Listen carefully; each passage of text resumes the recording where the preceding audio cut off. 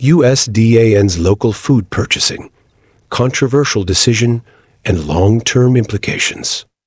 The United States Department of Agriculture USDA has announced the end of more than $1 billion worth of local food purchasing support programs, a shocking move that has drawn criticism from schools, food banks, and farming communities across the United States. The reason behind this decision, according to official information, the termination of two programs, Local Food for Schools Cooperative Agreement Program and Local Food Purchase Assistance Cooperative Agreement Program, part of a plan to cut federal spending. However, this has created a large gap in the food supply system, directly affecting millions of students and low-income families who rely on free school meals or food support from charitable organizations. The consequences cannot be ignored. Children or seriously affected schools have long relied on this funding to purchase fresh food from local farms, ensuring quality meals for students. The USDA's program cuts mean many schools will have to cut back on rations or look for cheaper but lower quality food sources.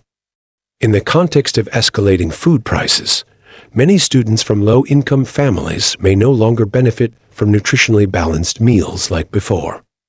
Small farmers are facing difficulty. The program being cut means many small farms will lose an important source of income.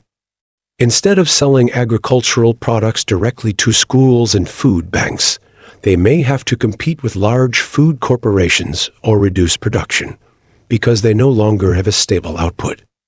This can create imbalances in the food supply chain, increasing dependence on industrial producers, which do not always guarantee the sustainability and high nutritional quality of local foods. Food banks are in a difficult position. The food bank system serves millions of Americans each year, especially during difficult economic times. When funding is cut, they will struggle to find alternative food sources, which could leave hundreds of thousands of families without food. Some charities have even warned of the risk of serious shortages if the government does not find an alternative solution. Right or wrong decision? Some people believe that the government has the right to control spending and should prioritize other budget items.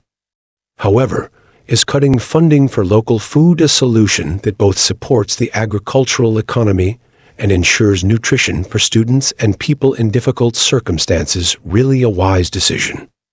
In the context of increasing living costs, food support policies need to be maintained and expanded instead of being cut.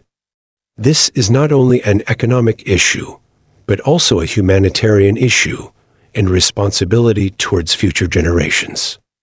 This decision by USDA may save money in the short term, but the long-term consequences may be much greater than the amount the government wants to cut. Instead of eliminating them completely, perhaps the government should find ways to adjust and optimize programs so that they can still operate without seriously affecting the community. What do you think about this decision? Is it reasonable in the current context?